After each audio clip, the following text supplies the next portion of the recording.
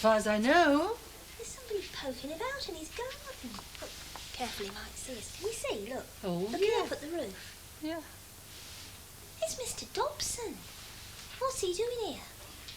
Well, I don't know, unless the Mac's having some building done, but Kevin didn't say anything, did he? No, he wouldn't anyway, would he? He's selling it. Here. You don't think it's him, do you? Him? Putting an offer for the house. Oh, surely not. He wouldn't want to live round here. He's got a big house in the village. Oh, I hope not. Oof, fancy having him for a neighbour. God, what a shit. He's going in now. Anything ought to ring, man? Oh, it's Mr. Dobson, Glenda. Still, I suppose it wouldn't do any harm. Mention it when you get to work. I think I will, you know. I'll make an excuse to go into the garage. Anyway, I better go or I'll miss me bus. I'll see you tonight, Yes, right? all right, love. Keep an eye on him, won't you? I will. I'm dying to know what's going on. Hey, ask him to pop in. Can you go outside? All right. Yeah. Bye.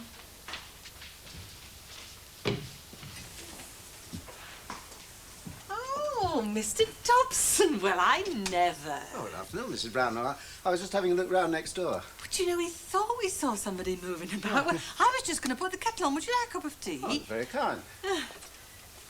Don't often find you up this way.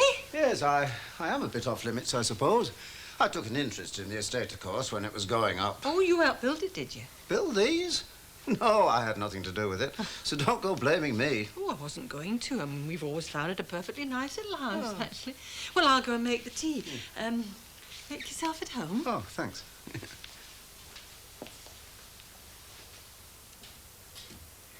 But you can't possibly want to go to that. I do every week. You must be bored to tears. Not really. Oh, give it a miss. For once. Just for me. Why for you? Well, we haven't had a proper chat since that awful party. Oh, well, if you're going to go on and No, on no, about look, I won't mention it. Just say you'll come. Oh, all right. The Townswomen's Guild will survive. What time? Drop in whenever you're ready. Hey, and if anything else crops up, you will ring me, won't you? Nothing will. You might get asked out. I won't go. I don't feel up to it. You're not sickening for something. Sal? I hope not. Never know these days, do you? That's Yes, okay. From the safe Excuse me, post. Mr. Paul, have you got a minute? You have exactly 10 before you have to return to the dining room, Glenda. Did you want to ask Mr. Paul something, Glenda? Yes. I wondered if I could have next Tuesday off. I know it's very short notice, but we've only just heard from the hospital. They fixed an appointment for the specialist. That's marvellous. That means you're moving up the list then. Well, I hope so. Mr. Paul? Oh, well, do as you please, Glenda. Obviously, it's no longer my concern. Got things on his mind, I think. I hope he doesn't forget when he's got rid of whatever it is on his mind. Don't worry, I won't let him forget. I'll make a note of it and I'll alter the roster. Oh, thanks, Mrs. Harvey. You nervous? Well, I'm a bit. Now it's coming to it, you know. Oh, you'll be all right. Oh, excuse me. David, are you expecting Councillor Berry? Yes. How's that? I invited him to call in on me. Oh, and he just comes trotting along? I have a way of snapping my fingers, Jim. Yes. Oh, yes, I know. Ask him to come in, would you please? Right, I'll leave you then. No, no, you stay. You could be of enormous help. Councillor Berry. Perhaps you'd be good enough to introduce us, Mrs. Harvey. Yes, Councillor Berry, this is David Hunter. How do you do, Councillor? I understand when you were kind enough to call here the other evening, Mrs. Harvey got herself into, what shall we say, something of a state? I'm used to it. Yes, but Mrs. Harvey isn't. In fact, she's extremely sorry she'd lost her temper, insists on staying for our meeting. Long enough, that is, to apologize. Don't you, Jill? Oh, my God. I beg your pardon? I'm sorry, I said my fault. There. Apology accepted? Not required.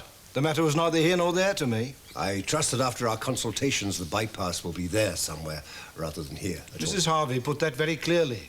More clearly than some might think you have. May I show you this? I've marked in where your surveyors have been seen out on the ground. Now, these locations suggest the bypass, but follow the route I've drawn with the red line. I'm familiar with that rumour. If the rumour becomes reality, I'm sure you're familiar with the fact. that that bypass would encroach on our property, for which we have applied for planning permission to build a new annex to this motel. Permission has not yet been granted. Only 3 months ago, I was told it soon would be. By whom? Well, I can't betray my confidence, you know that. I cannot be held responsible for incorrect information passed on to you by political rivals who have no right to divulge the council's corporate intentions unless authorised to do so. Or perhaps, as you say, you're in a hurry. We should allow ourselves more time to discuss this at a future date. I have already discussed it with Mrs. Harvey. Inconclusively. Unless the bypass has been decided upon as feasible without statutory warning. Whatever is decided upon will be announced in statutory time. And the ratepayers affected will be consulted. We're a democratic council. Then perhaps you democratically consider having dinner with me and the other directors of the motel at some time convenient to you. Soon. To what purpose? Well, I'll be consulting with the motel's solicitors tomorrow. I should then be able to point out certain factors of interest to you. The council has its own solicitors. I'd be charmed if you bring them along too.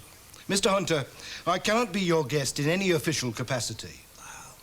Call it a social capacity, then. We're not sufficiently well acquainted for that. Look, I can tell you two this. Any further discussion of this tonight will get us nowhere, which is exactly where the bypass should be. So you're thinking of making an offer, then, for Mac's house? If the price is right. We thought it might be some young couple, you know, setting it up their first home. So it might, eventually. There you are. Nice top of whiskey. Nothing like that to keep the cold out, as Arthur always used to say. Soda? Oh, thanks, Mrs. Brownlow. Do sit down. Oh, tar. I think I'll join you, but I'll have a sherry, I think. Not thinking of moving in yourself, then? What do you? What, next door? No, no danger. I mean, we're comfortable where we are. No, it's just an investment. Do it up, sell it to the best customer. Well, I don't think you'll find much wrong with it, you know. I mean, Mac's had it all rewired and the walls pointed. And inside it's like a little bandbox. Ever since Trina left, he's done nothing but decorate, you know, done all new kitchen units and everything. But it's a question of personal taste, isn't it, Mrs. Brownlow? The next young couple might not care for Mr. MacDonald's idea of a colour scheme. Well, they might not care for yours either, Well. if you're thinking of changing it. So I should have thought it would save time and money if you leave it as it is. Well, it's not just paint and wallpaper, though. There's quite a bit of structural damage needing attention. I shall have to spend more than I'd intended to. Well, I expect Kevin will get round to it. He's told you about the baby, I suppose. Yeah, I've been put in the picture. Unlimited time off. I can't say I'm very happy about it, Mrs. Brownlow. Well, if you'd been an employee, I'd have been inclined to agree with you. But as he's a junior partner... I can't see the difference myself. Just as much owing to the business, more, in fact. He should be setting an example.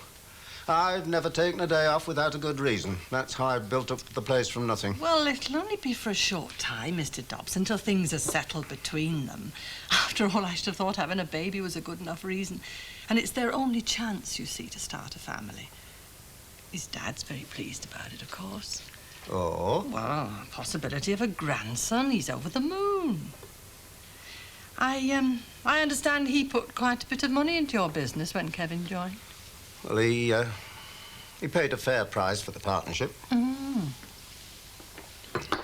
Ready for another? Oh.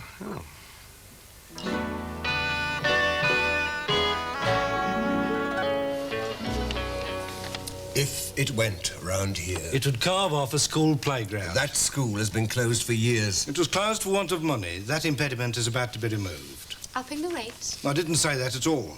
No, and you won't until after the next election. Straight after. Take the Colonel's trout stream. I imagine you'd have no objection to filling that in. None whatsoever. No. Trout streams being undemocratic privileges left over from feudalism. We at last agree on something. I wasn't trying to agree with you, Councillor. I was trying to point out you're a pompous, implacable perpetrator of class hatred. Somebody tell a joke. Oh, my God. I don't think we've met. Councillor Berry, this is... Yes, darling, I think we know who we are. Given away any good writers' books free lately? The Public Lending Right Act has been passed. Yes, I do know. Not that you helped that along, I'm sure. Do you know what this man had the gall to say to me Barbara, in front of a public... until you came in, we were discussing a bypass in a perfectly civilized manner, whatever our differences. That is the most blatant Yes, it is. misinterpretation. I feel we've let ourselves fall into entrenched positions. You can't get anywhere stuck in trenches, can you? The only thing to do is to get out of them, onto clear ground, go over the top and hit the problem from all flanks in the good old British way. Mr. Hunter, if your invitation to dinner still stands, I'd be glad to accept it. Yes, it certainly still stands. Splendid! Which evening, Mrs. Hunter, would you find most convenient? Well, I'm sure my wife and I would find any evening, either this week or next, that would be suitable for you. Certainly. Just sort it out amongst yourselves. And drag me along. Refreshingly forthright personality, your wife. May I say so? Mac's always been a very good friend to us. You couldn't ask for a better neighbour. She'd be really sorry to see him go. Oh, yes, of course. I realise that. He seems a nice enough sort of chap. Oh, you've met him then? Only when the estate agent mentioned a buyer, he didn't have any details. I've seen him around. I take my car to the garage. Oh. He's a darn good mechanic. I told him to have a look at the house, do a bit of calculating. Oh, yeah. Oh. Hello, Mr. Dobson. Oh, Mrs. Banks. Just been spending a very pleasant afternoon with your mother. Oh, yes? Been telling me all about this baby of yours. Well, I haven't got it yet. Oh, you will. I'm sure of that. Any woman has the courage to go through with all that palaver. I admire you for it. I mean that. I wish you both all the luck in the world.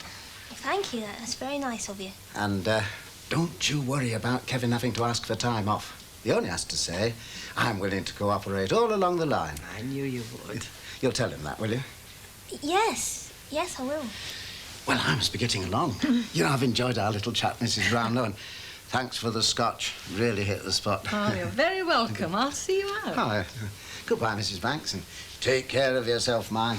Yes, I will. Bye. I'll put the kettle on. There are some snaps by the phone from Joyce. Oh, good.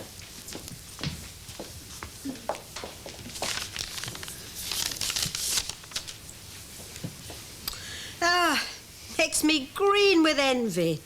What does? You and Oliver and all this travelling. Oh, I'd give my right arm. You're so lucky. You are, Sal. Don't people change? Who? But Joyce. She looks so mature. She is 23. Oh, doesn't it make you feel old? Do you think I should dye my hair? Huh? Should I dye my hair? What for? For a change? Do you want to change? I might. Then go ahead.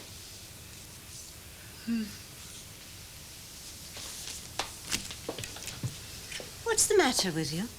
Why? Well, I thought I was supposed to be the indecisive one. I'm only asking about my hair.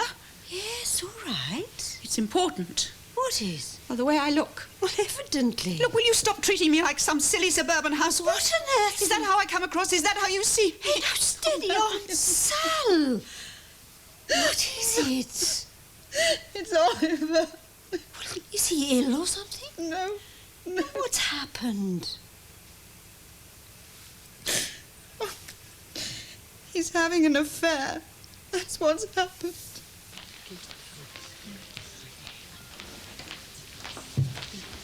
Excuse me a moment.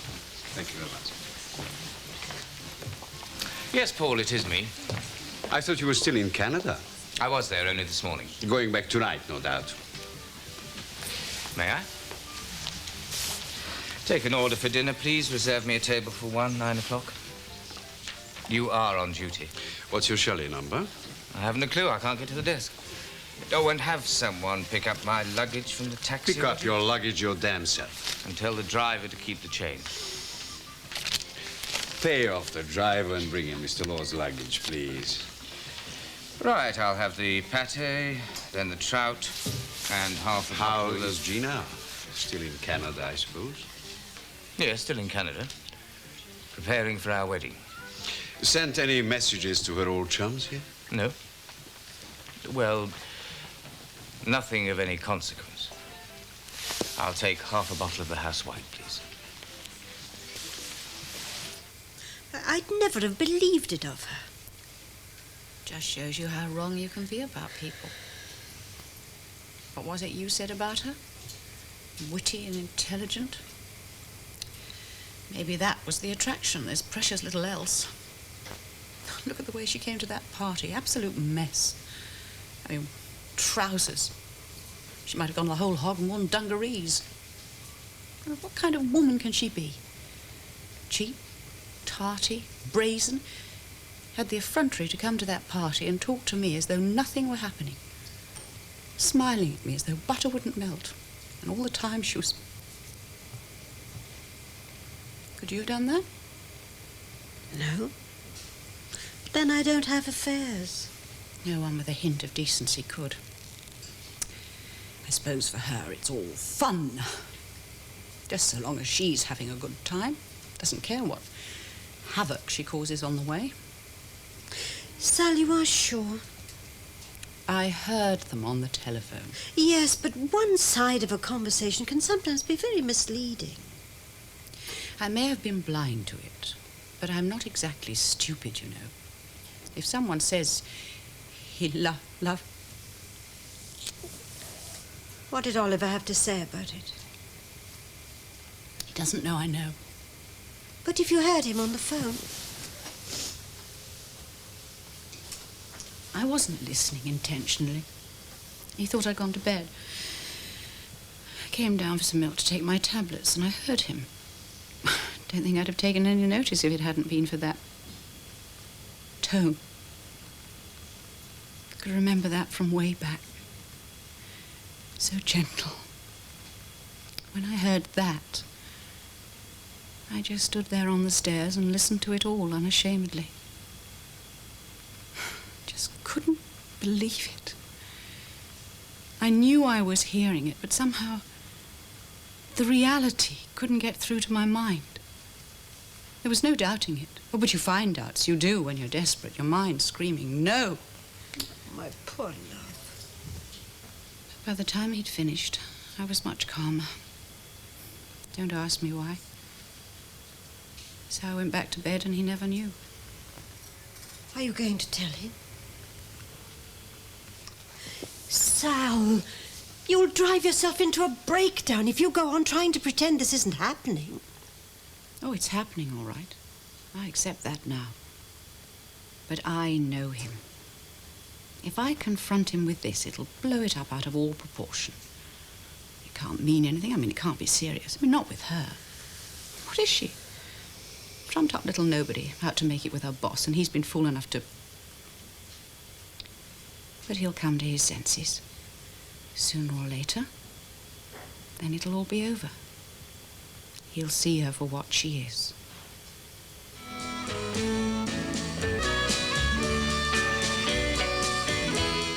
So I'll go on pretending, and in the end, I'll win. Because he's my husband, and nothing is going to change that.